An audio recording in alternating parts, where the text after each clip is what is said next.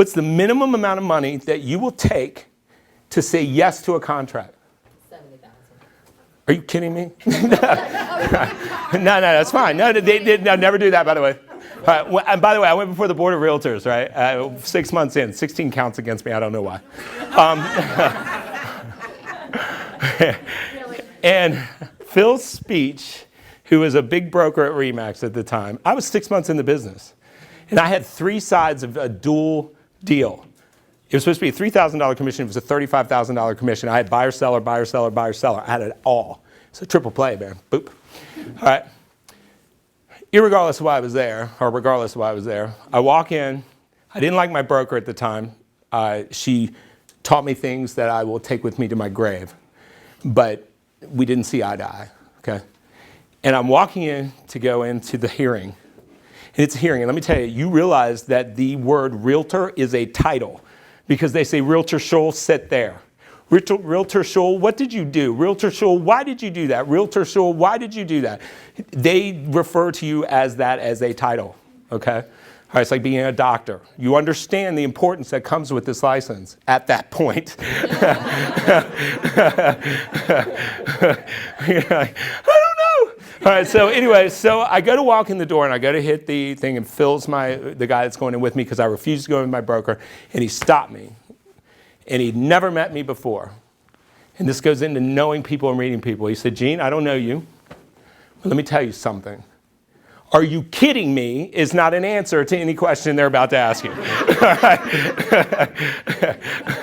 right, that's my little Phil C. All right, 5 hours we were in front of the board, 5 hours.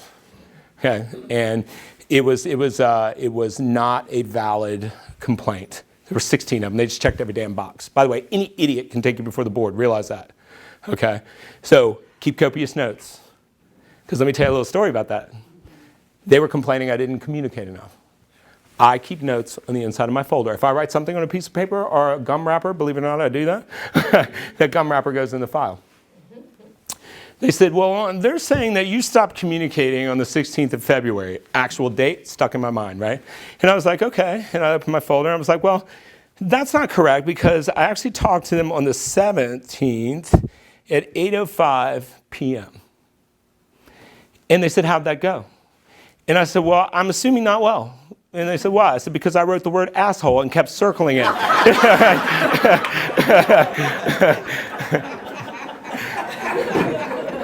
The most faded ink speaks louder than the loudest word, okay? Remember that, all right? That cured that. And I'm going to tell you how it came down to me not getting out of the whole thing. At the end of the thing, my client is upset. She's screaming, and she says, you know, and to top it all off, he told me not to close. And they say, excuse us? He told you not to close? And she said, yeah. And you closed? And they said, yes. Case dismissed. All right? Done. Because that advice is the best advice, and I'm off point. If anything is going wrong, if your client is off tilter, if you haven't given them in their mind that $2,000 haircut, you look them in the face, and you go, don't close. All right? We're going to figure this out because it's normally more complicated than that. We can get this straight before we go to the closing table. Because mediation lasts how many years? How many years do they have to come back on you, people? 5 years. Okay? 5 years they can come after you. And if you haven't made those notes, you're screwed. Because they will wait until 4 years, 7 days, and 13 hours, okay? Before they come at you. Okay, just...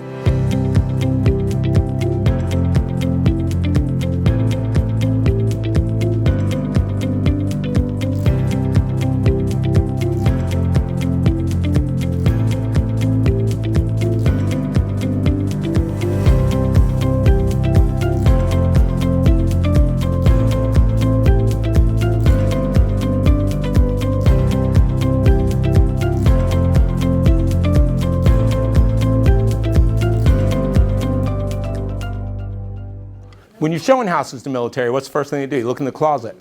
Yeah. And they go, this guy's I'm like, oh, you know. This guy's a Master Chief, right? Like, awesome. Now take off his uniform so we can Jesus, people. Walking around in the hat.